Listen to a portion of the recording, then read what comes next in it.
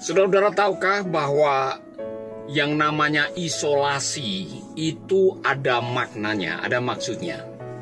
Jadi ketika Tuhan memerintahkan Nabi Elia untuk mengisolir diri di Sungai Kerit, Tuhan punya rencana juga untuk Elia.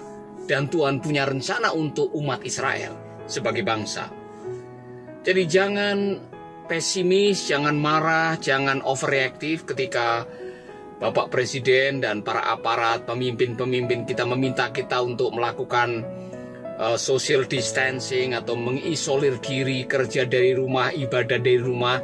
Semua ada maksud baiknya, saudara-saudara. Kita harus sikapi dengan pikiran yang positif, dengan hati yang positif, karena tentu seperti apa yang dikatakan oleh Allah kepada Elia, pergi ke Sungai Kerit. Karena apa? Di balik isolasi ada proteksi. Di balik isolasi ada perlindungan Allah dari ancaman. Dan itu yang dilakukan Allah untuk Elia.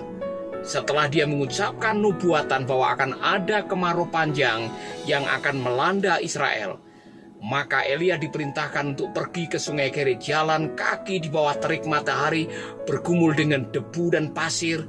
Dia harus camping sendirian di Sungai Kerit. Nah, saudara tahu arti Kerit dalam bahasa Ibrani?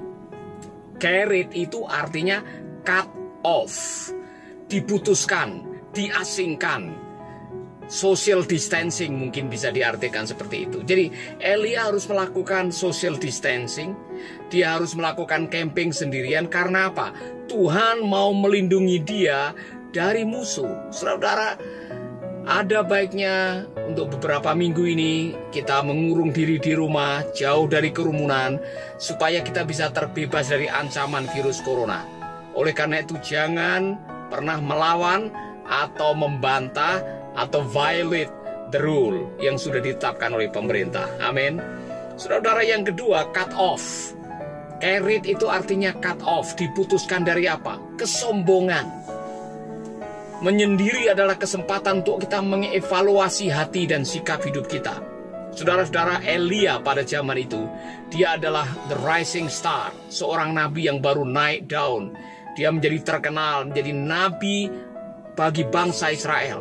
Dia satu-satunya nabi yang berani begitu tegas melawan keputusan-keputusan Raja Ahab dan Isabel, termasuk melawan nabi-nabi Baal. Saudara-saudara, dan ketika dia berani menyampaikan kepada raja bahwa akan ada kemarau panjang, dia langsung diungsikan oleh Tuhan supaya tidak dibunuh oleh tentaranya Ahab.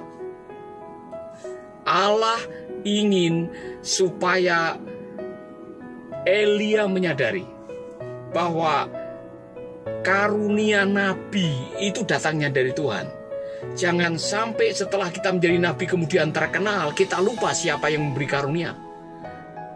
Menjadi seorang penyanyi, menjadi seorang pengkhotbah, menjadi seorang gembala, menjadi seorang penginjil, it's a gifting from God. But when you get popular, don't forget who behind your gifting. Ketika kita menjadi terkenal, jangan lupa kepada yang memberi karunia, yang memberi panggilan, yang memberi tugas. Jangan sampai apa yang menjadi hadiah diutamakan, tapi kita lupa kepada yang memberi hadiah. Saya yakin Allah sedang mengasingkan Elia di tepi Sungai Kerit, cut off. Dia cut off dari popularitas, supaya dia menyadari bahwa, hey, satu orang bersama dengan Allah itu jauh lebih baik daripada banyak orang tanpa Allah. Itu yang sedang dipelajari oleh Elia di tepi Sungai Kerit. Saudara, isolasi bisa berarti sebuah proteksi, isolasi berarti sebuah evaluasi. Saya yakin juga isolasi bisa menjadi sarannya untuk meditasi.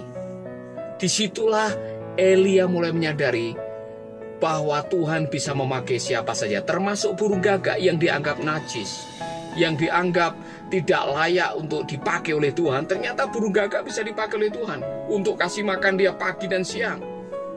Saudara, Elia diberi kesempatan untuk mengevaluasi keyakinannya. Sistem belief yang selama ini mungkin salah, saat itu harus dikoreksi. Jadi Elia sedang dikoreksi bahwa Tuhan bisa memakai siapa saja, termasuk burung gagak yang dianggap najis. Isolasi adalah kesempatan kita untuk mengevaluasi diri.